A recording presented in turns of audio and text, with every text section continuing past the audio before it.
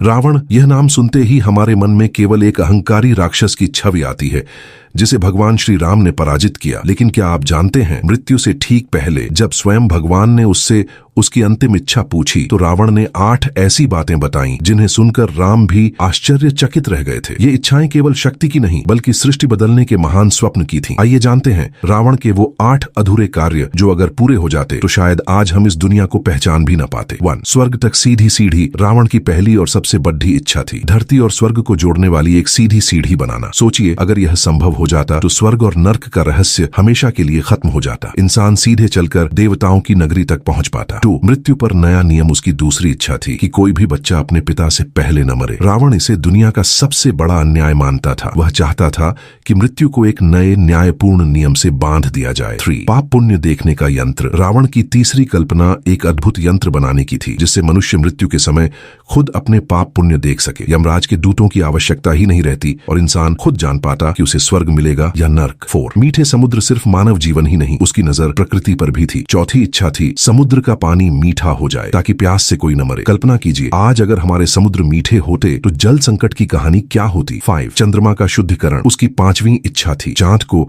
उसके काले धब्बों से मुक्त करना। वह चाहता था कि चंद्रमा श्वेत और निर्मल हो जाए, एक ऐसा प्रकाश जो अंधकार को पूरी तरह मिटा दे। 6. सोने में सुगंध। सोने से भरी लंका का राजा होने के बावजूद रावण चाहता था कि सोने में सुगंध हो। छठी इच्छा यह थी कि उसका राज्य केवल धन वैभव से नहीं बल्कि दिव्य सुगंध से भी महके। 7. राजा बलि की मुक्ति। 7वीं इच्छा थी बलि राजा को पाताल लोक से मुक्त करना। वह मानता था कि जिसकी दानशीलता बेमिसाल थी उस राजा को कैद में नहीं रहना चाहिए, भले ही उसे वामन अवतार ने पाताल भेजा हो। 8. शेषनाग को विश्राम। और 8वीं सबसे अद्भुत इच्छा पृथ्वी का भार उठाने वाले शेषनाग को मुक्त करना। रावण ने सोचा था कि वह इंद्र के वज्र और पृथ्वी के लोहे को मिलाकर एक अखंड खंभा बनाएगा जो सृष्टि का बोझ संभाले ताकि शेषनाग विश्राम कर सके। रावण के ये सपने क्या केवल एक खलनायक के हो सकते हैं या फिर वह सच में एक असाधारण बुद्धि, अतुलनीय महत्वाकांक्षा और रहस्य का मेल था। उसकी इच्छाओं का सार यही था कि वह देवताओं के नियमों को चुनौती देकर मनुष्य की पीड़ा को हमेशा के लिए मिटा देना चाहता था। अगर रावण सच में यह काम पूरे कर देता तो क्या हम आज की दुनिया को पहचान भी पाते? अगर आप मानते हैं कि रावण सिर्फ नायक या खलनायक नहीं